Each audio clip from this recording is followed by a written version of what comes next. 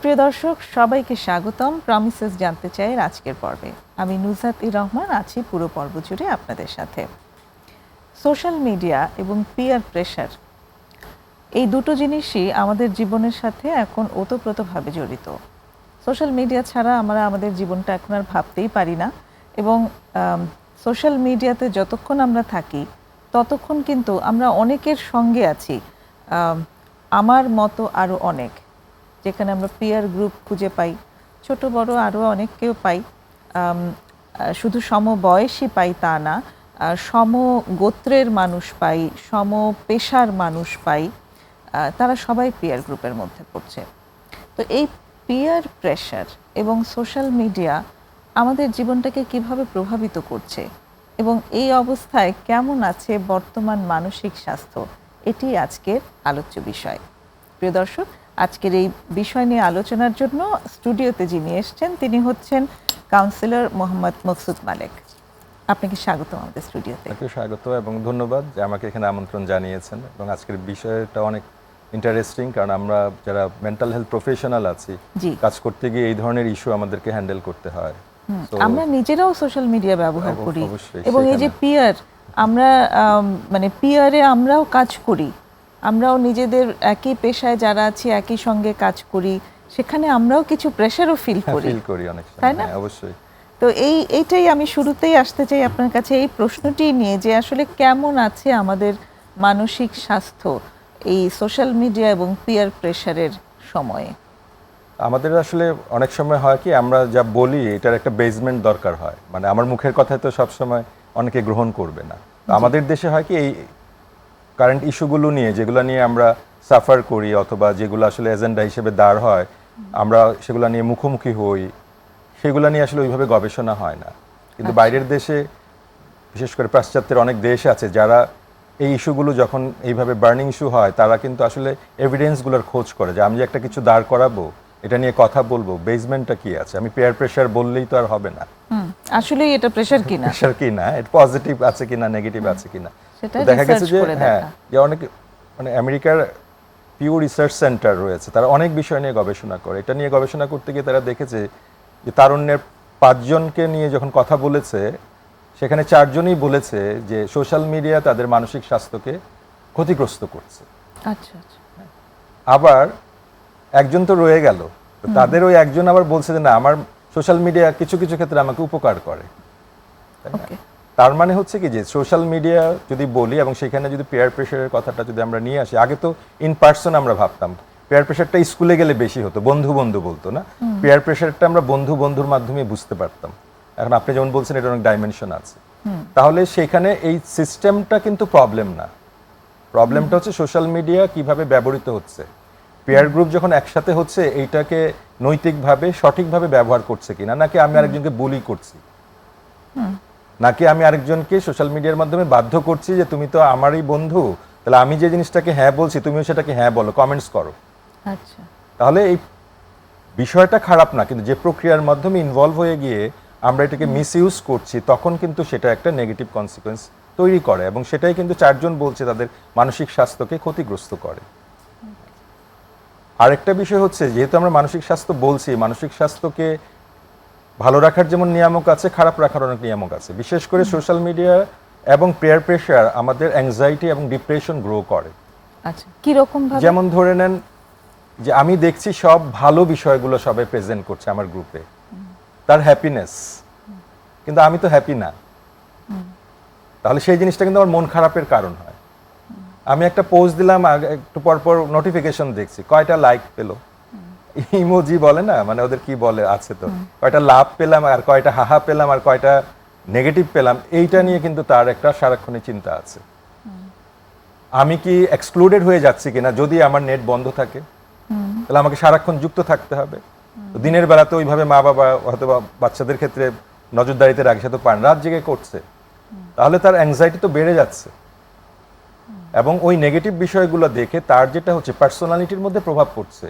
যেমন ওইখানে যখন একজন মানুষ সুন্দর করে তাকে প্রেজেন্ট করছে, অনেক ছবি দিচ্ছে, সে ভাবছে সে তাদের মতো এত সুদর্শন অথবা সুন্দর না, তখন সে হীনমন্যতায় ভুগছে। কিন্তু সে হয়তোবা একটা জিনিস আপলোড করে অনেক বেশি নোটিফিকেশন পেলো না, মানে লাইক পেলো না, তার মানে তো আমি ভালো না, মানে আমারটা এটা ভালো হয়নি। তাহলে এই প্রেজেন্টেশন কি আসলে সবকিছু মিন করে? অ্যাট দ্য সেম টাইম যেমন আমি যখন সোশ্যাল মিডিয়াতে স্ক্রল করতে থাকি তখন দেখি অনেক ইভেন্টস, মানে অনেকজন মানুষের জীবন আসে সেখানে, সবকিছু ভীষণ ইভেন্টফুল, কিন্তু একজন মানুষের জীবন কিন্তু সর্বক্ষণ ইভেন্টফুল হতে পারে না। সো আমরা তো আসলে একজন মানুষের 24 ঘন্টা দেখছি না, হয়তো 24টা মানুষ 24টা ইভেন্ট দিচ্ছে, কিন্তু তার মনের মধ্যে হচ্ছে সবাই হ্যাপিনেসের ভিতর দিয়েছে, ইভেন্টের মধ্যে আছে, আমি এক্সক্লুডেড। এবং দেখা যায় যে নিউরোসায়েন্সও বলছে যে যাদের সোশ্যাল রিজেকশনের ভয়টা আছে তারাই কিন্তু পেয়ার প্রেসারে প্রভাবিত হয় নেগেটিভলি।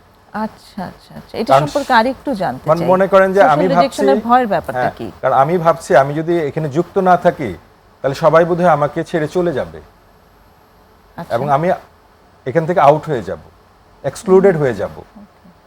তার মানে আমার একটা ভয় আছে, কারণ আমি হয়তো বা আমার জীবনের অনেক ট্রমাটিক ইভেন্ট আছে, অনেক কিছু আছে যেখানে অনেক ধরনের রিজেকশনের ইস্যু হয়তো আমার জীবনে আছে, আমি এটাকে আঁকড়ে ধরতে চাই। তাহলে কি হয়তো বা সেখানে আমাকে বাস্তব ক্ষেত্রে যদি আমার পেয়ার যদি বলে যে এখান থেকে বাঁচতে হলে চল ড্রাগ নেই, ওখানে আনন্দ আছে, তোর জীবনের হতাশা এত কিছু আছে, তোকে কেউ পছন্দ করে না, এখন আমি পছন্দ, চল সেটা খাই, সে কিন্তু না করতে পারবে না, কারণ একটা মানুষ তো আমাকে অন্তত কিছু বলছে, সে তো আমাকে রিজেক্ট করছে না, তাই না? এই নেগেটিভ বিষয়গুলো কিন্তু সেখানে ধাবিত হতে পারে। কিন্তু আমি যে প্রথমে বলেছি পেয়ার প্রেশার যদি ধরে নেন, একজন বন্ধু একই বয়সের আরেকজন বন্ধুকে বলছে আমরা স্টাডি করি, পড়ালেখা করি, চল আমরা অনলাইন থেকে বের হয়ে চল স্পোর্টসে যুক্ত হই, খেলাধুলায় যাই, জিমে যাই, সোশ্যাল ওয়ার্কে যুক্ত হই, তাহলে সেটাও তো পেয়ার প্রেশার, কিন্তু সেটা তো পজিটিভ, সেখানে সাথে যুক্ত হয়। কিন্তু আমাদের পেয়ার প্রেশারের বেসিকটা হচ্ছে যে আমি সেখানে আমার মতের বিরুদ্ধে চলে যাচ্ছে, আমি না করতে পারি না, কারণ ওই যে তার সোশ্যাল রিজেকশনের ভয় আছে। তখন সে নেগেটিভ হলেও ভাবে যে কেউ না কেউ তো আমাকে কানেক্ট করছে যাতে আমাকে রিজেক্ট হতে না হয় অ্যাটলিস্ট, তাহলে আমি তার অন্যায়টা মেনে নিই, অসুবিধা কি আছে। কিন্তু এইভাবেই কিন্তু ছোট ছোট বিষয়গুলো বড় আকার ধারণ করে, এবং একসময় গিয়ে যে আমরা বলছি তার পার্সোনালিটির সেলফ স্টিম আমাদেরকে যেটা বলি, আত্মশক্তি যেটাকে বলি, মানসিক স্বাস্থ্যের একটা বড় বিষয়, মানসিক সক্ষমতা তো নষ্ট হয়ে যায়। আচ্ছা আচ্ছা। কারণ আমাদের মানে আইনস্টাইন বলেছিলেন যে আমরা আমাদের মূল্যবোধকে না দেখে অন্যের কাছে এইভাবে হারিয়ে যাই যে আমার আর নিজস্বতা থাকে না। এবং স্টিভ জবস, যিনি এই বিষয়ের সাথে সারাক্ষণ সম্পৃক্ত ছিলেন, উনি বলেছে তারুণ্যের হলোটা কি, তাদের কণ্ঠস্বর হারিয়ে যায় কার কাছে? সোশ্যাল মিডিয়া আর পেয়ারের কাছে, বন্ধুর কাছে তার অরিজিনাল কণ্ঠস্বর হারিয়ে যায়। সে সেরকম হতে চায়, ফেক। আমরা ফেক আইডি কেন নিজের ছবিটা দিতে সে কেন ভয় পায়? কারণ সে ভাবে সে সুন্দর না, তার ছবি দিলে তাকে কেউ ফ্রেন্ড রিকোয়েস্ট পাঠাবে না, সে অ্যাকসেপ্টেড হবে না, তাহলে সে একটা ফেকের জায়গায় চলে যাচ্ছে। তার মানে তার পার্সোনালিটির কোথায় গিয়ে সেটা কানেক্টেড হচ্ছে। প্রথমে ছোট ছোট বিষয় দিয়ে শুরু হয়। তো আরেকটা জিনিসও যদি একটু খেয়াল করা যায় যে মানুষ ধীরে ধীরে খুব অন্তর্মুখী হয়ে যাচ্ছে, এবং সেটারও একটা কারণ কিন্তু সোশ্যাল মিডিয়া। কারণ সোশ্যাল মিডিয়াতে খুব সহজে একটা গ্রহণযোগ্যতা পাওয়া যায়, যে খানিকক্ষণ সোশ্যাল মিডিয়াতে থাকে সে একটু পিয়ার গ্রুপ ক্রিয়েট করে নিতে পারে, সে কিছু না কিছু ভ্যালিডেশন সেখান থেকে পায়, যেটার জন্য তাকে আর প্রয়োজন হয় না যে ফিজিক্যাল ওয়ার্ল্ডে মানুষ যারা আছে তাদের সাথে কানেক্ট করার, সে ওখান থেকেই ভ্যালিডেশন নিয়ে নিচ্ছে এবং ওর ভেতরেই আছে, নিজেরই মধ্যে সে থাকছে, নিজের বাইরে আর কাউকে দেখার সুযোগ নেই। কিন্তু এটার যেটা মানে একটা সময় কনসিকোয়েন্স নেগেটিভলি যে জিনিসটা হয়, আমরা এটাকে বলি ড্রিম অ্যান্ড রিয়ালিটি। জি, আপনাকে ওইখান থেকে বের হয়ে বাস্তবের মুখোমুখি হতে হবে, তো গ্রাউন্ডেড হতে হবে। তো আমি সেই জিনিসগুলো কিন্তু অ্যাভয়েড করছি, পরে একটা স্বপ্নিক জগতে আছে। কিন্তু জীবন তো আসলে সবসময় স্বপ্ন দিয়ে চলে না, জীবনের জন্য স্বপ্নের প্রয়োজন আছে, কিন্তু পুরো জীবনটা কিন্তু স্বপ্ন না। আপনাকে ঘুম ভেঙে জেগে উঠতে হয়। কিন্তু আমি একটা সুন্দর স্বপ্ন দেখলেও কিন্তু সেটার পরিসমাপ্তি আছে। আমি ঘুম থেকে জেগে উঠলাম, স্বপ্নটা হলো, আমাকে কিন্তু বাস্তবের মুখোমুখি হতে হয়। কিন্তু এই যে এক ধরনের উইথড্রল বলি আমাদের ভাষায়, নিজেকে সরিয়ে নেওয়া, এইটা কিন্তু আলটিমেটলি প্রবলেমকে সলভ করে না, বরং আরো অনেক বিষয় বাস্তবতার মুখোমুখি যখন তারা হয়, যেহেতু তাদের আত্মবিশ্বাসের জায়গাটা একটা গ্যাপ তৈরি হয়, নিজস্বতা আমরা সেলফ আইডেন্টিটি বলি, সেইখানে একটা ক্রাইসিস তৈরি হয়, তখন কিন্তু তারা বাস্তবের মুখোমুখি হতে চায় না।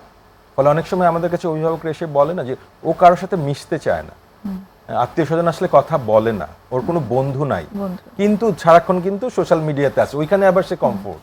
তার মানে সে একটা আনহেলদি কমফোর্ট জোন তৈরি করে নিয়েছে, কিন্তু তাকে বাস্তবে তো আসতে হবে।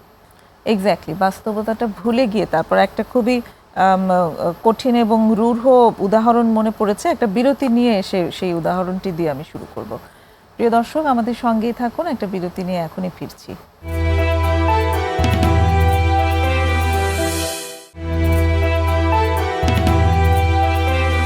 ফিরে এসেছি ছোট্ট বিরতি দিয়ে প্রমিসেস জানতে চাইয়ে। আজ কথা হচ্ছে পিয়ার প্রেশার ও সোশ্যাল মিডিয়ার প্রভাব বর্তমান মানসিক স্বাস্থ্য, এই বিষয়ের উপর মোহাম্মদ মকসুদ মালিকের সাথে। মকসুদ মালিক, যেখানটায় ছিলাম যে আমার একটা উদাহরণ মনে পড়ছিল যে এই যে যেটা বলে শেষ করলাম, মাত্রই শেষ করলেন আপনি, যে একটা স্বপ্নের জগতে বিচরণ করছি সোশ্যাল মিডিয়াতে, ভার্চুয়াল জগতে, যেটার সাথে বাস্তবতার মিল নেই, এবং সেখানে এই যে অন্তর্মুখী হয়ে যাচ্ছি আমি, বাস্তব জগতের মানুষের সাথে কানেক্ট করছি না, ভার্চুয়াল জগতের মানুষের সাথে কানেক্ট করছি। এখন এআই এর সাথে কথা বলার ব্যাপারে অনেকে খুব ইন্টারেস্টেড এবং বলে যে ও আমার কথা বোঝে এবং আমি খুব কমফোর্টেবল ফিল করি এআই এর সাথে কথা বলতে। এর আগে বেশ কিছুদিন আগেও কিছু গেমস ছিল যেগুলো এরকম মানে খুব আত্মবিধ্বংসী ধরনের কোনো পরিণতির দিকে নিয়ে যেত। সেই ধরনের গেমসে আসক্ত হয়ে যাওয়া বা সেই ধরনের গেমসের মধ্যে থাকা, এটাও কিন্তু এর একটা উদাহরণ, যেটা একেবারেই কাম্য নয়, তাই না? এআই এর সাথে আমি কথা বলছি, আমি মানুষ খুঁজছি না, এবং এআই আমাকে কোনো না কোনো বুদ্ধি দিল, এই সেখান থেকে আমি আত্মহত্যা পর্যন্ত করে নিলাম। এটাই যে তার মানে হচ্ছে যে আমাদের প্রক্রিয়াগত দিক থেকে, সায়েন্সের দিক থেকে, সিস্টেমের দিক থেকে বিষয়গুলো হয়তোবা পজিটিভলি ইউটিলাইজের অনেক ওয়ে আউট রয়েছে। এখন সেইখানে হয়তোবা আমাদের অনেক কাজ করার রয়েছে, কারণ আমাদের মানে যারা কৈশোরকালীন সময়টা পার করে তাদের নিজেদের মাঝেও তো অনেক ধরনের মেন্টাল হেলথ বা আদার্স ইস্যু থাকে, সেগুলার সমাধানের জন্য তাদের হয়তোবা স্কোপগুলো অনেক সময় থাকে না, এবং তারা যে এই ধরনের মানে যুক্ত হওয়াটা একটা সময় তার জীবনে নেগেটিভ কনসিকোয়েন্স আনতে পারে, এই ধরনের কথাবার্তাগুলো, সচেতনামূলক বিষয়গুলো আসলে আমাদের একাডেমিক যে প্রতিষ্ঠানগুলো রয়েছে, আমার কাছে কাজ করতে গিয়ে মনে হয় যেখানে অনেক রিচ করা যায় এই টিনেজারদেরকে, তাদের জন্য সেখানে আসলে এটার অনেক বেশি ধরনের আলোচনা প্রয়োজন রয়েছে।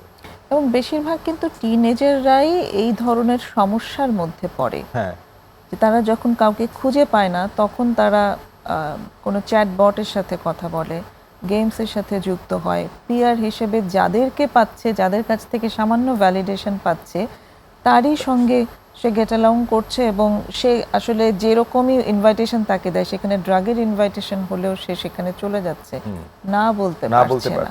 এইটা হচ্ছে সবচেয়ে বড় কথা, যেটা বলেছে যে তার আত্মবিশ্বাসের জায়গায় এমন একটা জায়গায় চলে যায়, সে ভাবে যে তার পেয়ার যারা রয়েছে তাদেরকে আমার কোনোভাবে না বলা যাবে না, কিন্তু না বলা শেখাটাও কিন্তু একটা সোশ্যাল স্কিল আমরা বলি, এটা শিখতে হয়। কিন্তু আমি এই অবস্থানে এসেও কিন্তু আমরা অনেক সময় নিজেরাও সাফার করে বলি যে আমি না বলতে পারি না। তো আমাদের সমাজ ব্যবস্থা অনেক সময় ছোটবেলা থেকে শেখানো হয় যে বড়দের অথবা তোমাকে যখন কেউ কিছু বলবে, এই না বলাটা সঠিক নয়। আমাদের এই বীজটা বপন হয় কিন্তু অনেক আর্লি স্টেজে, স্পেশালি বড়দের ক্ষেত্রে। ছোটরা কখনো না বলবে না, যেটা বলবে মেনে নিতে হবে। মেনে নেওয়ার মনে নেওয়ার মধ্যে তো পার্থক্য আছে। তো আমরা এই বাধ্যবাধকতাগুলো আমাদের মনে হয় যে কালচারাল প্র্যাকটিসের জায়গায় একটা সময় মনে হয় যে ভালো, কিন্তু আপনারই সন্তান যখন একটা সময় এই ধরনের নেগেটিভ কনসিকোয়েন্সকে না করতে পারছে না, তখন কিন্তু ওনারাই সাফার হয়ে আমাদের কাছে তখন আসে, তখন দুঃখ প্রকাশ করে, মন খারাপ হয় যে আমি আমার বাচ্চাটাকে না বলাটা শেখানো দরকার ছিল। মানে আমরা তো বলি যে সাধারণত যে আমার একটা নিজস্বতা আছে, যে গণ্ডি, এই গণ্ডির ভিতরে আসলে আমি কাকে না বলবো আর কাকে হ্যাঁ বলবো, কাকে আসতে দিব কাকে আসতে দিব না, এইটা আসলে অনেক আর্লি স্টেজ থেকে আমাদের পরিষ্কার ধারণাটা থাকতে হয়। সেটা শুধু ইন প্রেজেন্স না, এখন যেহেতু সাইবার জগতের বিষয় রয়েছে, একটা আমাদের প্রচলিত একটা গল্প আছে সাইবারিয়ানে, যে আননোন ফেস, মানে বাইরের দেশে তো অনেকে প্যাট কুকুর হিসাবে পালে, তো দুটা কুকুর এমনি গল্প করছে, ওরা খুব জলি মাইন্ডে গল্প করছে যে ওদের ফেসবুক আইডি আছে, এবং সেই হ্যাঁ তাদের আইডি আছে, এবং একজন খুব প্রাউডলি বলছে যে আমার অনেক ফলোয়ার আছে। তো আরেকজনের মন খারাপ হয়ে গেল যে আমার তো নাই। তো সে বলল তুমি তোমার আইডিতে কিসের ছবি দিয়েছো? সে বলছে কেন, একটা যে মন খারাপ কম ফলোয়ার, সে বলছে না আমি ডগি আমার ছবিটাই তো দিয়েছি। তাহলে তোমার ফলোয়ার হবে কিভাবে? সে বলছে আমার কি ছবি দিয়েছে জানো? বলে আমি একজন প্রিন্সের ছবি দিয়েছি। প্রিন্সের ছবি দিয়েছে বলে ওইখান থেকে তো দেখছে না যে আমি একটা প্যাট, যে দেখছে আমার ছবিটা দেখছে। আমরা এটা নেগেটিভলি বলছি না, মানে সেন্সটা বলছি যে সে যে তার ফ্রেন্ড রিকোয়েস্টটা অ্যাকসেপ্ট করছে, সে ভাবছে সে একজন প্রিন্স। মানে ফেক যেটাকে আমরা যে বলছিলাম যে আমরা কিন্তু এই ফেক নেগেটিভিটির শিকার হই, আমরা কিন্তু অ্যাবিউজ হই, যেটা এখন এটা অনেক বড় একটা বিষয় যে অনলাইন সেফটি করাটা কিন্তু অনেক বেশি জরুরি, বিশেষ করে এই পেয়ার প্রেশার এবং পেয়ার গ্রুপের মধ্যে যুক্ত হয়ে এমন অনেক কিছুতে যুক্ত হয়ে যাচ্ছে ক্রাইম ইন এ সেন্স, কারণ আইন তো সবার জন্য সমান হবে। তো দেখা যায় যে বুলিং বা আদার্স যখন করেছে, সাইবার ক্রাইম নিয়ে কাজ করে, যেটা সেখানে কাজ করার অভিজ্ঞতা থেকে আমরা দেখেছি, এবং এটা খুবই দুঃখজনক যে যে অপরাধী ইন এ সেন্স করেছে এবং যার বিরুদ্ধে করেছে দুজনেই চাইল্ড। কারণ সে যখন তাকে সে বলে আমি তো আইন কানুন কিছু জানি না, কারণ আমি ওই পেয়ার প্রেশারে পড়ে আমি তাকে বুলি করেছি অথবা নেগেটিভ কিছু বলেছি। কিন্তু আপনি একজন চাইল্ডকে তো আর আমরা পারপেট্রর বলি না, কারণ এটা তো আবার ভিন্ন বিষয়, কিন্তু সে তো অপরাধী হিসাবে যুক্ত হয়ে যাচ্ছে। অপরাধের ধরন বা বিচার সেটা তো ভিন্ন বিষয়, আইন আলাদা রয়েছে শিশুদের জন্য, শিশু আইন কথার কথা। কিন্তু আপনি দেখেন এই যে না বুঝে না জেনে যুক্ত হয়ে যাচ্ছে, তাহলে সেটার জন্য কিন্তু সেফটি সিকিউরিটি যে বলছি যে সাইবার জগৎ ইটসেলফ এটা নেগেটিভ হবে না যদি আমরা পজিটিভলি ইউজ করতে পারি। তাহলে আমাদেরও এই বয়সের বাচ্চাদেরকে কিভাবে সেফলি সেই জিনিসগুলো ইউজ করতে হবে, কখন না বলতে হবে, কখন বাটনের লাইক দিব কি দিব না। কারণ আপনি যখন একটা কিছুকে পুশ করে ফেলেন অনলাইন সাইবার জগতের যে রুলস, আপনি এটার কখনো ভ্যানিশ করতে পারবেন। অনেকে বলে আমি ডিলিট করে দিয়েছি, কিন্তু প্রযুক্তি এমন জায়গায় গেছে সেটাকে আবার মানে রিভাইভ করতে পারে। তাহলে আমাদের এটা কিন্তু শুধু যে মানে আপনি যখন বলছিলেন আমার এটাই হঠাৎ করে মাথায় আসলো যে শুধু যে এই বাচ্চারা এর মধ্যে পড়ছে তা কিন্তু না, আমরাও প্রতিনিয়ত পড়ছি, আমরা বড়রা পড়ছি, কারণ এত বেশি ফেক নিউজ আসতে থাকে। আমরা কিন্তু বুঝতে পারি না যে সবটা আমরা বুঝে উঠতে পারি না যে কোন নিউজটা আমরা অ্যাকসেপ্ট করব, কোন নিউজটা অ্যাকসেপ্ট করব না। বেশ কিছুদিন আগে এরকম মানে আমি আমার ফ্যামিলিতে একটা ঘটনা ঘটেছে এরকম, যে খুব রাত করে আমাকে ফোন করলো যে আচ্ছা শোনো আজকে কিন্তু রাতে ভূমিকম্প হবে, এরকম নিউজ এসছে। হ্যাঁ, এবং যিনি দেখে বলেছেন তিনি বেশ বয়সী একজন মানুষ, তার এটা যে মানে সোর্সটা কতটুকু অথেন্টিক সেটা চেক করবার সেই স্কিলটা নেই, এবং তিনি সারা রাত সেদিন ঘুমাননি। আমরা যেটা বলছি যে আমাদের যে বয়সের যে জায়গায় এসে আমরা পৌঁছেছি, আমাদের সময় পেয়ার প্রেশারটা ছিল আমরা বলছি অফলাইন। হ্যাঁ, যে আমরা তারপরেও একটা সমাধানের জায়গা থাকতো যে পেয়ার প্রেশারের ফলে আমি হয়তো বা নেগেটিভ কিছু করেছি তাকে কিন্তু শনাক্ত করা যেত। মানে আমার বন্ধু, কাছের মানুষ, অভিভাবকরা সেটাকে সংশোধনের জায়গায় আনা, বা স্কুল অথরিটি যদি থাকতো সেখানে যদি পেয়ার প্রেশারের ফলে নেগেটিভ কিছু ঘটতো সেটা সমাধানের কিন্তু একটা ওয়ে আউট হতো। কিন্তু ওই যে বলছি এখন যুক্ত হয়েছে সাইবার জগৎ, সেটাই। সেইখানে আপনি পৃথিবীর কোন কোনায় বসে কে আপনার পেয়ার এবং কে কিভাবে আপনাকে মিসইউজ করছে সেটা যদি আপনি ভিক্টিমাইজ হয়ে যান, সেটা রিমিডি কিন্তু খুব ডিফিকাল্ট, খুবই ডিফিকাল্ট। এবং এটা কি ধরনের একটা এংজাইটি ক্রিয়েট করলো, যিনি বয়স্ক ভদ্রলোক তিনি সারা রাত ঘুমাতে পারলেন না টেনশনে, এবং তিনি একাই নন, আরও কিছু মানুষ যারা এই খবরগুলো দেখেছে, এই খবরটি দেখেছে, তাদের বেশিরভাগেরই কিন্তু পুরোটা রাত কাটলো অতটা টেনশনের মধ্যে, এবং তারপর সকালবেলা উঠবার পর তার নিজের মনে হতে থাকলো আমি কিরকম একটা বোকা বনে গেলাম, তাই না? সেইটাই সেটাই যে সোশ্যাল মিডিয়া আসলে তো আছে, কিন্তু আপনি যেটা বলছিলেন যে এটার প্রপার ব্যবহার সেইটা জানাটা প্রয়োজন। এবং সেফ ইন্টারনেট ইউজ এবং ডিভাইসেরও সেফ ইউজ, ফেক নোটিফিকেশন সেগুলোকে কিভাবে বোঝা যাবে।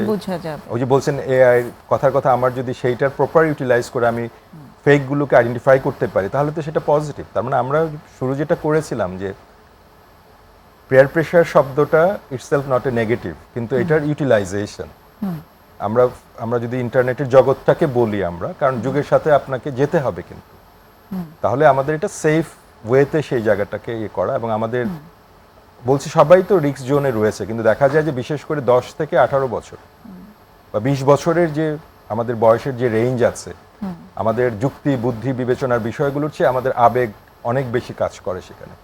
ফলে আবেগতাড়িত হয়ে তারা যুক্তি বুদ্ধির কাছ থেকে দূরে সরে যায়। তাহলে এটা একটা বড় গ্রুপ আমাদের সোসাইটিতে, বাংলাদেশের প্রেক্ষাপটে চিন্তা করলে টিনেজারের কোটি কোটি রয়েছে, তাই না? তো তাদের এই বিষয়টাকে কিন্তু আমাদের বিবেচনার মধ্যে আনলে তারা যদি এই জিনিসগুলো সেফলি শিখে ফেলতে পারে, তাহলে তারা কিন্তু আর একটা বড় অংশকে রিচ করতে পারবে। কারণ তারাই তো, আমরা বলি না যে আজকের ওরাই তো আমাদের নেক্সট প্রজন্ম। তার মানে আমরা প্রযুক্তি, মানে একসময় তো প্রযুক্তিবিহীন পেয়ারের একটা চাপ ছিল, আর প্রযুক্তিগত যেটা, দুটো একসাথে হয়ে ভালনারেবিলিটি কিন্তু বাড়ছে। এবং আজকে যে জিনিসটা আপনারা ইনক্লুড করেছেন যে অনেক কিছুই ক্ষতিগ্রস্ত হয়, কিন্তু মেন্টাল হেলথের বেসিক যে বিষয়গুলো রয়েছে সেটা কিন্তু এই দুইটা বিষয়ে অবশ্যই প্রভাবিত করে। এবং আমি এক্স্যাক্টলি যে জিনিসগুলো বলেছি এটার সাথে কানেক্টেড রয়েছে। এক্স্যাক্টলি। আরেকটা বিরতি নেব, বিরতি থেকে ফিরে এসে আবার কথা হবে। দর্শক, আরও একটা বিরতি নিচ্ছি, আশা করি সঙ্গেই থাকবেন।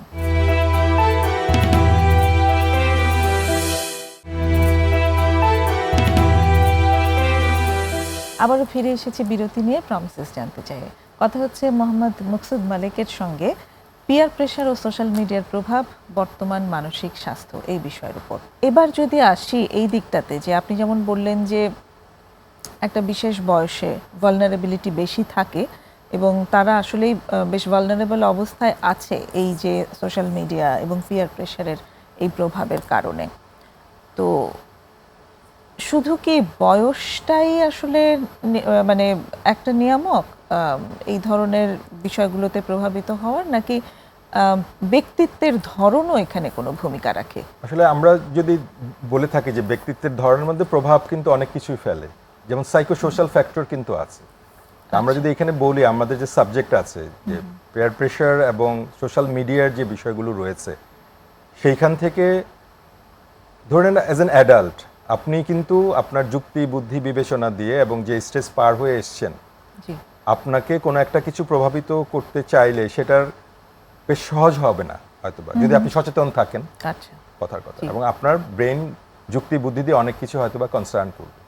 আমাদের যেটা হয় এই বয়সে, টিনেজের বয়সে, তো আমাদের শুধুমাত্র দেহের পরিবর্তন হয় না, মনের পরিবর্তন হয়, হরমোনাল চেঞ্জ হয়, তাই না?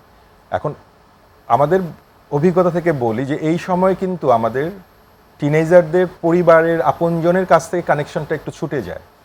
মানে তারা তাদের প্রাইভেসি দিয়ে শুরু করে, এটা ন্যাচারাল, কিন্তু সেইখান থেকে এইটাকে আমরা প্রপার হ্যান্ডেল করতে পারি না বলে এই প্রাইভেসি নিয়ে অভিভাবক এবং এই চাইল্ডদের সাথে যখন ইস্যুগুলো তৈরি হয়, তখনই কিন্তু তাদের মধ্যে কিছু গ্যাপ তৈরি হওয়া শুরু করে। তারা এগুলোকে, আমরা বলতে পারি, তারা এগুলোকে উইথড্র করে, মানে তারা এগুলো প্রকাশ করে না অনেক কিছু, কারণ তার তো কানেকশনটা ছুটে যাচ্ছে। ফলে সাইকোলজিক্যালি সে তার মতো করে অনেক কিছু তৈরি করতে শুরু করে, আর তার তো পরিবর্তনের কিছু বিষয় রয়েছে, ফ্যাক্টর। এবং তার পরিবার যদি সেইভাবে বলা হয়, কানেকশনটা যদি আমরা সিকিউর, যদি অ্যাটাচমেন্ট ইস্যুগুলো না থাকে, তখন তো সে বাইরের সাথে প্রভাবিত হয়। তার মানে আপনি বলতে চাচ্ছেন যে পারিবারিক বন্ধন বা অ্যাটাচমেন্ট সেটা যদি সুদৃঢ় এবং সেফ না হয়, তাহলেই তখন বাইরের মানুষের সাথে বন্ডিংটা বাড়তে থাকে এবং সেখানে ভুল হওয়ার সম্ভাবনা বাড়ে। পেয়ারকে গুরুত্ব দিবে, আচ্ছা, কারণ ওই যে আমরা বলছিলাম যে নিউরোসায়েন্স বলছে যে সে সোশ্যাল রিজেকশনের ভয়টা তৈরি হয়। তারপর আমি যখন পরিবার থেকে রিজেক্ট হচ্ছে, কোনোভাবে সে সেটাকে তৈরি করেছে, পরিবার তাকে বের করে দেয় না, এটা তো তার ওন একটা ধারণা থেকে যে আমি সেখানে গ্রহণযোগ্য না, আমাকে কেউ ভালোবাসছে না, তখন সে যার কাছে যাচ্ছে, সে যা বলছে সেটাই তার কাছে ভালো লাগছে। এরপরে আমরা যেটা অনেকে এখন, যেহেতু সাইকিয়াট্রিকও আমাদের সাথে খুবই অতপ্রতভাবে কাজ করেন, ওনারা তো ওনাদের মধ্যে ডায়াগনোসিস করেন, হয়তো বা আমরা এটাকে বলি যে তাদের আচরণগত একটা উচ্ছৃঙ্খলতা দেখা দেয়, কন্ডাক্ট ডিসঅর্ডার নামে তারা সেটাকে ইয়ে করে। মা বাবা তো আসলে এত কিছু বুঝতে পারেন, তারা তাদের পরিবর্তনগুলো দেখে এইভাবে যে আগে ও প্রশান্ত ছিল, এখন মারতে আসে, এখন ছিনিয়ে নিতে চায়, এখন না দিলে ভাঙচুর করছে, নানা ধরনের ইস্যু কিন্তু তৈরি হচ্ছে। কারণ আমরা অনেক সময় বলি এটা অনেক ধরনের সাইকোলজিক্যাল অ্যাসপেক্ট একটা পর্যায়ে পর্যন্ত ম্যানেজেবল হয়তো বা মানুষজন করতে পারে তার পরিবারের সাপোর্ট, ইন্টারনাল পাওয়ার দিয়ে, কিন্তু যখন আমরা এগ্রিভেশন বলি, বেড়ে যায় কোনো অন্য আদার্স কারণে, তখন কিন্তু সেটা প্রকাশিত হয়ে যায়। মানে এই যে আমরা বলছি তার আচরণগত বিষয়টা এত বিকট আকারে হয়তো বা ছিল না, কিন্তু তার এই ধরনের বিহেভিয়ারটার পিছনে ওই যে তার চাওয়া পাওয়া, যারা তাকে উদ্দীপিত করছে, মনে করেন যে তার পেয়ারের হয়তো বা একটা আইফোন আছে, সেটার দাম 1 লাখ টাকা, সেও বলছে তুইও চা দিবে, আমি কিন্তু এইভাবে নিছি আমার। এখন তার ভিতরে হয়তো বা সরাসরি কন্ডাক্ট ডিসঅর্ডার অথবা উচ্ছৃঙ্খল আচরণে কোনো কিছু ছিল না, কিন্তু এই প্রাপ্তি সে আরেকজন পেয়েছে, আমি কেন পাবো না, আস্তে আস্তে সেও কিন্তু ডাইভার্ট হতে পারে, কারণ সাইকোলজিক্যালি তখন সে আর স্ট্যাবল হয়তো বা থাকবে না। তাহলে আমাদের অনেক ধরনের কজ কিন্তু এই জিনিসগুলোকে প্রভাবিত করছে। একমাত্র নাও হতে পারে, কিন্তু অন্য অনেকগুলোর সাথে এইটা যখন যুক্ত হয়ে যায়, স্পেশালি পেয়ারের এই ধরনের নেগেটিভ ইস্যুগুলো, এগুলো কিন্তু অনেক বেশি ভালনারেবল হয়, এবং তারা ওই গ্রুপটা তাদের এই কাজগুলো কথাবার্তাগুলো হয়তো এই রিলেটেডই হয়। ওইখানে যে নীতি, ওই যে আমরা বলছি পেয়ারের পজিটিভ হতো, যদি এর মাঝে কোনো একটা পেয়ার পার্সন যদি তাকে নীতি নৈতিকতা কথাগুলো বলতো, সেও যদি তাকে বলতো যে না আমি মা বাবার সাথে এটা করতে পারি না, কিন্তু সে তো না বলাটা পারে না, তাহলে আলটিমেটলি গিয়ে কিন্তু সেও বিহেভিয়ারের জায়গা থেকে ক্ষতিগ্রস্ত হচ্ছে। মা বাবার সাথে ওই যে বলেছি, মা বাবার আচরণ দেখে বিরক্ত হয়ে যায়, কানেকশন যাও ছিল তাও ছুটে যায়। সো আমাদের এক সময় ইন পার্সনের সেই জায়গাটা একটা সময় নিয়ে আমাদের দেখা সাক্ষাৎ হতো, স্কুলে, কোচিংয়ে, খেলার মাঠে, কিন্তু সাইবার জগতের কিন্তু সেটার কোনো টাইম লিমিটেশন নাই। না, সারা রাত জেগে বাচ্চা যদি এই ধরনের পেয়ার, আপনি যেটা বলছেন গেমস বলি, আদার্স বলি, সেখানে যুক্ত হয়ে কি করছে না করছে, মা বাবা যদি সেইভাবে খেয়াল করতে না পারে, তাহলে তো ড্যামেজটা অনেক বেশি হেভিলি হতে পারে। এবং বাচ্চাদের কাছে আসলে ডিভাইস থাকে এখন, হ্যাঁ। ডিভাইস দেওয়া হয় 13-14 বা 10-11 আগেও 12 দেওয়া হয়। বছর থেকেই তারা ডিভাইস পায় এবং সঙ্গে রাখতে পারে। এবং এই ক্ষেত্রেই আমাদের কাছে যখন এই ডিভাইস সংক্রান্ত বিষয়ে যখন চিলড্রেনদেরকে নিয়ে আসা হয়, তখন মা বাবাকে যে প্রশ্ন করলে যে কেন দিয়েছিলেন, এবার ও না দিলে হতো না, অনেক ধরনের হ্যাঁ, ইয়ে ওর হয়। বন্ধুদেরও আছে, আছে সবার আছে, এই আমি কিভাবে জিনিসগুলাই না কিন্তু দিই। আসে পেয়ারের প্রেশারের পরেই, মানে সে পড়েছে, কিন্তু এটা হ্যান্ডেল করার ওয়ে কিন্তু আমরা বলি সাধারণত, যে আপনি পার্সোনালিটির বিষয়ে বলছেন, 6 থেকে 12 বছরের চাইল্ডকে আপনি যেভাবে স্ট্রাকচার করতে পারবেন, এটা সায়েন্টিফিক ওয়েতেই এটার বর্ণনা রয়েছে। আপনি 12, 13, 14 বছরের বাচ্চাদের যেহেতু তাদের অনেক ধরনের চেঞ্জেস হয়ে যায়, তখন কিন্তু আপনার স্ট্রাকচার করা কঠিন হয়ে যায়, কারণ তখন সে, আমরা বলি out of in essence control, কারণ সে তার নিজস্বতাটাকে নেগেটিভলি হলে নেগেটিভলি দেখতে চাইবে। কিন্তু আমরা বলছি না যে আমি 6 থেকে 12 বছর চাপিয়ে দিব, কারণ ওই সময় চাইল্ড ডেভেলপমেন্টের যে বিষয়গুলো আছে তাকে হ্যান্ডেল করাটা মা বাবার জন্য অনেক বেশি সহজ হয়, এবং সেও কোঅপারেশন করে, কারণ হরমোনাল বা আদার চেঞ্জেসগুলো অথবা অ্যাডোলসেন্সের যে ক্রাইসিসগুলো, সেটা হয়তো বা সেই মুহূর্তে আসে না। আমাদের এখানে ওই যে বলছেন রাইটলি, যে এটা আসলে 13, 14, 15 বছরের বাচ্চাদের এই ইস্যুগুলো নিয়ে আমাদের কাছে কিন্তু আসে, যখন তাদের এটা আউট অফ কন্ট্রোল হয়ে যায়। সো আমাদের বিষয় হচ্ছে যে পজিটিভ নেগেটিভ সব ক্ষেত্রেই রয়েছে আমাদের। পিয়ার প্রেসার যেমন পজিটিভ আছে, আপনি যেমন বলেছেন, তাই না? তো সেটা বন্ধু নির্বাচনের ক্ষেত্রে কিন্তু এইখানেও কিন্তু এটাই নির্বাচন, বন্ধু নির্বাচন করাটা প্রয়োজন, যে আসল বন্ধুকে কে আছে।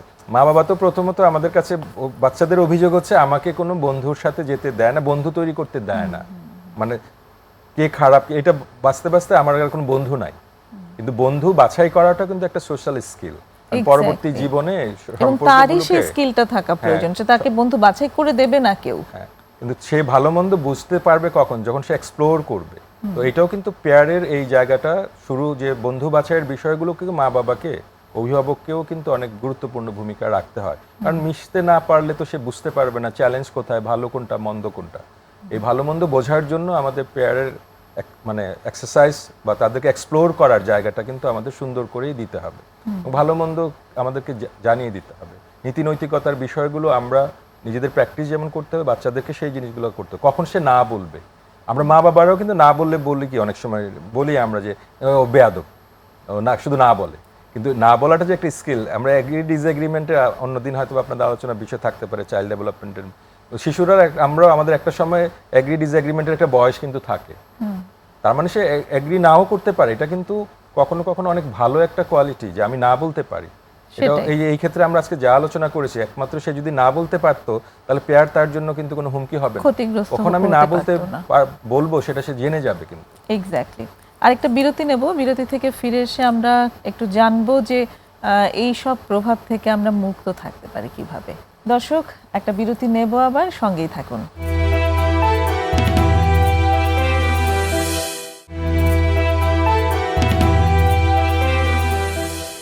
আবারও ফিরে এসেছি প্রমিসেস জানতে চাইয়ে। আজ কথা হচ্ছে পিয়ার প্রেশার ও সোশ্যাল মিডিয়ার প্রভাব এবং বর্তমান মানসিক স্বাস্থ্য, এ বিষয়ে কথা বলছেন কাউন্সিলর মোহাম্মদ মকসুদ মালেক। এবার তাহলে আমরা যদি আসি যে এই যে প্রভাবগুলো নিয়ে আমরা কথা বলেছি, খুব মানে গুরুতর, বেশিরভাগ প্রভাবই আসলে খুবই গুরুতর এবং নেতিবাচক। এই ধরনের নেতিবাচক প্রভাব থেকে মুক্ত থাকবার জন্য কি করা যেতে পারে? আমরা যদি বলি মানে সাইবার জগতে যুক্ত হওয়া শিশু এখনকার সময়ের পরিপ্রেক্ষিতে খুবই নর্মাল ইন এ সেন্স। আমরা যদি বলি তাকে যুক্ত তো হতে হবে। করোনার সময় থেকে একটা ট্রেন্ডই শুরু হয়ে গেছে যে আমরা অনলাইনে ক্লাস থেকে শুরু করে অনেক কিছুতে যুক্ত হয়েছে। অফিসও আমরা কিন্তু হোম অফিস করেছি, তাহলে আমরা কিন্তু এটাকে অস্বীকার করতে পারবো না। আমরা প্রথম থেকে বলছি যেটা, কিন্তু এটা সুরক্ষা দরকার আছে। তাহলে আমরা অনেক কিছুরই সুরক্ষা কিন্তু আমরা বলি যে আসলে ঘর থেকেই শুরু করতে হয়। মানে আমাদের বড় হওয়াটার অনেক বিষয় কিন্তু শুরু হয় আমাদের ঘরের ভিতর থেকে, আমাদের জানা বোঝা অনেক কিছু। তাহলে আমরা কিন্তু একটা চাইল্ড তার হাত মুভমেন্ট করতে পারছে, 5-6 মাস হয়েছে, আমরা তখনও তার হাতে একটা মোবাইল দিয়ে সে যখন হাত নাড়ে নাড়ে একটু আমরা খুব খুশি হই যে আমার ও দেখে খুশি আছে, আনন্দে আছে। বা আরেকটু বড় হলে কি করছি, ওকে দিয়ে খাওয়াচ্ছি আমরা, মানে তাকে অভ্যস্ত করছি। তাহলে একটা হচ্ছে অভ্যস্ততা থেকেই কিন্তু আমার একটা নির্ভরতাও তৈরি হয়ে যায়, মানে এর বাইরে মনে হয় আর কিছু নাই, তাই না? তার মানে যখন আমরা এই ডিভাইস রিলেটেড ইস্যুগুলোতে যুক্ত করছি চিলড্রেনকে, তাহলে আমাদের বয়সগুলো অভিভাবককেই খেয়াল করতে হবে যে কখন আমি তাকে একটা মোবাইল দিব, অ্যান্ড্রয়েড যেটাকে বলা হয়, নাকি আমি তাকে বাটন মোবাইল দিব। ব্যবহারটা আসলে নিরাপত্তার জন্য হলে তো তার অ্যান্ড্রয়েডের দরকার নাই, যে সে আমাকে ফোন করবে, স্কুলে যাবে, পড়ালেখার জন্য আমি কি তাকে ওই 7-8 বছর বয়সে একটা আলাদা মোবাইল কিনে দেবো, নাকি আমার মোবাইলটা রেশনিং করে দিব? ঠিক আছে, আমি যখন দোকানে যাই আমার বাচ্চার জন্য যখন একটা মোবাইল কিনতে চাই, তখন আমরা তাকে জিজ্ঞেস করি দোকানদারকে যে কি কি ফ্যাসিলিটি আছে। আর বাচ্চারাও তো এখন অনেক বেশি জানে, তাদের গুগল সার্চ করে তারা নিজেরা প্রিপারেশন নিয়ে যায়, তারা কি কি ফ্যাসিলিটি আছে সেটা বরং আরও বেশি বলে, এবং সেগুলা চায় যে তাহলে এই মোবাইল এটা নাই, আমাকে ওইটা কিনে দাও। কিন্তু একজন অভিভাবক হিসাবে আপনি কি কখনো গিয়ে বলি যে আমার বাচ্চাটাকে যে মোবাইলটা দিব, তার জন্য সেফটি সিকিউরিটি করতে হলে মোবাইলের জন্য কি করতে হয়? মানে সে এমন কিছু আছে যে নিষিদ্ধ একটা ইয়ের মধ্যে যাবে না, সাইটে যাবে না সে, বা সে কোথায় কোথায় গেছে আমি কিভাবে বুঝতে পারবো? আমরা কি এই সিকিউরিটিটা সেফটিটা জেনে কি আমরা নেই কিনা? সেটা কিন্তু আমরা করি না, বরং কি ফ্যাসিলিটি আছে করি। তার মানে অভিভাবকরা যখন আমরা বলি এরকম ঘটনা নিয়ে যখন আসে, বলে আমি তো এগুলো বুঝি না। প্রথম কথা হচ্ছে আমাকে সারেন্ডার করা যাবে না, বুঝতে হবে, আমাকে যুক্ত হতে হবে, অথবা ওয়ে আউটগুলো তৈরি করতে হবে। মানে অভিভাবকদেরও নিজেদেরকে আপডেট করতে থাকা প্রয়োজন। আমি জানি না বলে আসলে সেই দায়ভারটা ছেড়ে দিলে চলবে না। কারণ শিশুরা তো তাদের লার্নিংটা ভিন্ন, আর আমরা বড়দের লার্নিং তো ভিন্ন। তাহলে এরপরের দায়িত্ব হচ্ছে যে আসলে সে কিভাবে কোথায় যাচ্ছে না যাচ্ছে সেটা পুলিশিং না, ফ্রেন্ডলি ওয়েতে তার সাথে জেনে বুঝেই আমাদের সেখানে ডিসকাশন করা, এবং পজিটিভ নেগেটিভ, এবং সে কোন বাউন্ডারিটুকু মেনটেন করবে, না করলে কি ধরনের বিপদ হতে পারে। সাইবার জগতের এই ধরনের বিষয়গুলো তার বোঝার বয়স উপযোগী করে কিন্তু আমাদেরকে ইনফরমেশনগুলো দিতে হবে। পিয়ার প্রেশার, বন্ধু সিলেকশন, কাদের সাথে সে যুক্ত হচ্ছে, স্টপ করে না দিয়ে বরং সেইখানে কিভাবে পজিটিভলি এই পেয়ারের সুবিধাগুলো নেওয়া যায়। বন্ধুর তো নির্বাচন করতে হবে। অনলাইন জগতে গেলে বিপদগুলো কিভাবে আসতে পারে, কারণ আমি তো তখন শুধু দেশের মধ্যে থাকছি না, দেশের বাইরেও চলে যাচ্ছি। আমার প্রলোভন কিভাবে আসতে পারে পেয়ারের কাছ থেকে, বলেন ওরা কয়েন কি আর্ন করে, তাই না? তারপরে ওরা কিভাবে কারেন্সি আর্ন করে করে করে আবার সেগুলো ইনকামের মধ্যে দেখায়। এরকম আমাদের কাছে কেস আসে যে আমি তো ইনকাম করা শিখেছি, খারাপ কি সেটা? কিন্তু এগুলো যে আসলে লিগালি হয়তো বা সেটা গ্রহণযোগ্য না। তাহলে এই বিষয়গুলো আমার আসলে হোম সেট আপে একটা বড় বিষয় আছে।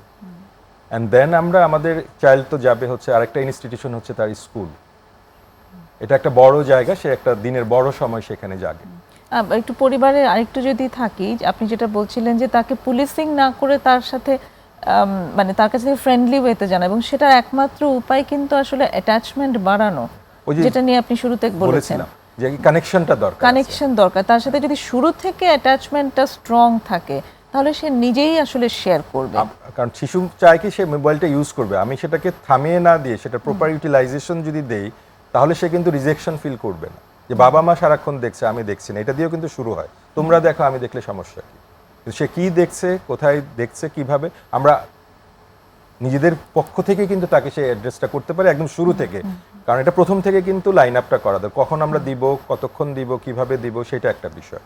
আর স্কুলে তো আমাদের মানে আইটি ইস্যুটা এমনভাবে দেখা যায় যে হয়তো একটা বই আছে, সাবজেক্ট আছে, কিন্তু আমরা যুগের সাথে কিন্তু অনেক দূর আমাদের এইটা এগিয়ে গেছে আর কি। সো রিস্ক ফ্যাক্টরগুলো কি আছে, সাইবার ক্রাইম, সাইবার ইস্যুগুলো, অনিরাপদ বিষয়গুলো কিভাবে মানুষ ট্র্যাপে পড়ছে, সেটা তার বয়স উপযোগী ডিসকাশন মুডে বিভিন্ন রকমের ভিডিওর মাধ্যমেও কিন্তু সেই জিনিসগুলো করতে পারি আমি। সো একাডেমিক জায়গায় ম্যাটেরিয়াল তৈরি করা এটা আসলে মানে পলিসিগতভাবে হলে অনেক বড়ভাবে হয়তো শুরু করা প্রয়োজন রয়েছে। অবশ্যই আমি খুবই আপনার সাথে এটা ইকো করতে চাই যে স্কুল বয়সী বাচ্চাদের মধ্যেই কিন্তু এই সমস্যাগুলো অনেক হয় যে ওরা হয়তো নিজেদের ব্যক্তিগত ছবি কারোর সাথে শেয়ার করেছে, সেটা পাবলিক হয়ে গেছে এবং সেটা নিয়ে তাদেরকে খুব সাইবার বুলিং থেকে শুরু করে স্কুল বুলি বা মানে সোশ্যালি ফিজিক্যাল যে সোশ্যাল আমাদের ওয়ার্ল্ড সেখানেও তাদের খুব বুলির শিকার হতে হচ্ছে, ভীষণভাবে হ্যারাস হতে হচ্ছে। তো এই প্রবলেমগুলো কিন্তু তারা পরেই হচ্ছে অসচেতনতার কারণে, তারা জানে না। যখন পেয়ারের বিষয়ে অন্যরা কিন্তু জেনে যায়, মানে ওর একই লেভেলে তো অনেকের সাথে তারা যুক্ত থাকে, তখন কিন্তু সেটা ওর জন্য আরো বেশি হার্মফুল হয় যদি নেগেটিভ কোনো কিছু যে আপনি বলছেন শেয়ারিং বা তার পার্সোনাল কোনো কিছু যদি ওপেন হয়, কনফিডেন্সিয়ালিটি যদি ব্রেক হয়, কারণ সে বলে তখন আমি সবার মাঝে কিভাবে যাব, সবার মাঝে আমাকে সে এইভাবে হ্যারাস করেছে, তখন কিন্তু তার এই ব্যাপ্তিটা অনেক বড় হয়, এই কষ্টটা, এই ডিপ্রেশনটা, মন খারাপের বিষয়টা, তার অনেক সময় গিল্ট ফিলিংগুলো, কারণ তাকে বন্ধু মানে যাকে সে বিশ্বাস করেছে অন্য অনেকের কাছ থেকে না শুনেও সে সেখানে গেছে, সে যখন প্রতারিত করে, বিট্রে করে, তখন তার কষ্টটা কিন্তু অনেক বড় হয়ে যায়। সো এই জন্য পারিবারিক কানেকশনের এই জায়গাগুলো আমাদের হয়তো বাচ্চাদেরকে সেভ করবে। এবং এটা একটা জিনিস ওপেন করা হয়েছে, এটা ক্লোজ ফুললি করা না গেলেও সিকিউরড ওয়েতে যদি আমরা করতে পারি তাহলে এটা সবসময় পজিটিভলি আমরা ইউটিলাইজ করতে পারি। সো স্কুল সেট আপের সেই বিষয়গুলো কিন্তু রয়েছে। আরেকটা হচ্ছে যে কিছু কিছু বিষয় থাকে যে আমাদের স্কুল সেট আপ বলি, বাসার সেট আপ বলি, এর পরেও বাচ্চাদের বিশেষ কোনো ধরনের সমস্যা যদি হলে তাহলে প্রফেশনালের আসলে হেল্পের অনেক সময় প্রয়োজন হতে পারে। এটা যদি আর্লি স্টেজে হয়, এটাকে হাইড না করে, অনেক সময় মানসিক স্বাস্থ্য বিষয়টাকেই কিন্তু অনেক সময় নেগেটিভলি আমরা দেখি। এখন এটা অনেক ধরনের প্রোগ্রামের মাধ্যমে সেটা আমরা ভাঙার চেষ্টা হয়তো বা হচ্ছে বিভিন্নভাবে, কিন্তু এটার কিন্তু এখনো একটা মানে স্বল্পতা রয়েই গেছে। ফলে যদি তারা নিজেরা ম্যানেজ করতে না পারে, একদম চূড়ান্ত পর্যায়ে না হয়ে, অনেক সময় বলে দেখে আমরা পারি কিনা, কিন্তু কিছু কিছু বিষয় রয়েছে যদি আমরা আইডেন্টিফাই করে দেখতে পারি আমাদের পক্ষে সম্ভব না, প্রফেশনাল হেল্প কিন্তু আমরা নিতে পারি। তার মানে এটা একটা সমন্বিত হেল্প নেওয়া আসলে খারাপ কিছু না, খারাপ কিছু না। ফলে দেখা যাবে যে ওনারা পারিবারিকভাবে যে সাপোর্টটা দিচ্ছেন, প্রফেশনাল সাপোর্টের ক্ষেত্রে অনেক সময় মা বাবারও অনেক ইনফরমেশন গ্যাপ কিন্তু প্রফেশনাল সাপোর্টের মাধ্যমে হয়ে যায়, যেটাকে আমরা সাইকো এডুকেশন বলি। ফলে দেখা যায় যে একটা নির্ধারিত সময় মা বাবারাই আবার তাকে সুন্দর করে হ্যান্ডেল করতে পারছে, এটা অনেক বেশি সাস্টেইন করে, বলে এটা অনেক বেশি দীর্ঘায়িত হয়। মানে বারবার যে তাকে থেরাপিস্ট আসতেই হবে সেটা না, মা বাবাও সেগুলো ভালো করে জানতে পারলে, বুঝতে পারলে, এবং তারা সমস্যাগুলো নিয়ে কোথায় যাবে, কার কাছে যাবে, সাইবার ক্রাইমের শিকার হলে আসলে এটা যে একটা অপরাধ ঘটে গেছে তার জীবন, তার জন্য আইনি ব্যবস্থা আছে, এই ধরনের অনেক ধরনের ইনফরমেশনও কিন্তু আসলে তারা পেতে পারে। এবং এগুলোও জরুরি কিন্তু, কারণ সব জায়গায় তো আমরা টেকনিক্যালি হয়তো বা আমি সাউন্ড না, কিন্তু টেকনিক্যাল সাউন্ডনেসের জন্য কোথায় আমি যাব এবং এই ধরনের বিষয়ে ধামাচাপা দিয়ে দিলে বাচ্চাটার জীবনে কিন্তু সেটা একটা ইয়ে হয়। সে অনেক সময় বলে মা বাবা আমার জন্য কিছু করে নাই, কিন্তু আমি তো শুনেছি এটা নাকি ওর বিরুদ্ধে এটা করা যেত। ফলে আমরা অনেক সময় সোশ্যাল অ্যাংজাইটির ফলেও অনেক সময় এটা আমরা নিতে চাই না যে আমার বাচ্চাটাকে আবার সামাজিকভাবে হেয় করা হবে কিনা। বাট এগুলো আসলে এখন হাইড করার কোনো বিষয় না, যত আর্লি স্টেজে আমরা ইন্টারভেন করব, আমরা সেটা নিয়ে ব্যবস্থা নিব, তত বেশি সেখানে একটা পজিটিভ ফলাফল কিন্তু আসতে পারে। কারণ পেয়ার, আমি আজকে যে বয়সে এসেছি, আমার বিভিন্ন বয়সের পেয়ার ছিল, এখনো আমরা বলি আমার একজন পেয়ার সুপারভাইজার বলি যে আমার মতো কাজ করছে, সেটার যেমন প্রয়োজন রয়েছে, সে যদি আমাকে মিসগাইডেড করে, আমি না বলতে না পারি, এই বয়সেও কিন্তু আমি সাফার করব। অনলাইন জগৎ আমার আপনার চাইল্ডদের একটা সময় চলে আসতেছে, সেটাকে আমরা অস্বীকার করতে পারবো না। অতএব সেটার পজিটিভ ইউটিলাইজেশনটা আমাদেরকে হ্যাপিনেস দিতে পারে, আর এদের সংমিশ্রণ তো অবশ্যই একটা স্ট্রং আমাদেরকে। জি, এবং সর্বোপরি সকলেরই সামাজিক মূল্যবোধ যেটা, সেই মূল্যবোধ বা নীতি নৈতিকতার উন্নয়ন হোক, সেটা আমাদের দিক থেকে অবশ্যই রিকোয়েস্ট থাকবে এবং সে বিষয়ে সকলেরই মনোযোগ প্রয়োজন। সেটা পরিবার থেকে শুরু করে শিক্ষা প্রতিষ্ঠান, সকলেরই এখানে ভূমিকা রাখার প্রয়োজন। আর নিজের মতো করে হওয়াটাই আসলে মানসিক স্বাস্থ্যের জন্য সবচেয়ে বেস্ট অপশন। অনেক ধন্যবাদ মোহাম্মদ মকসুদ মালেক আজকে চমৎকার আলোচনার জন্য। একদম অনুষ্ঠানের শেষ পর্যায়ে চলে এসেছি। প্রিয় দর্শক, একেবারেই শেষে আছি আমরা। আশা করি আজকের এই আলোচনা আপনাদের ভালো লেগেছে। আগামী আলোচনায়ও আমাদের সাথে থাকবেন এই আশা রেখে শেষ করছি আজকের মতো। খোদা হাফেজ।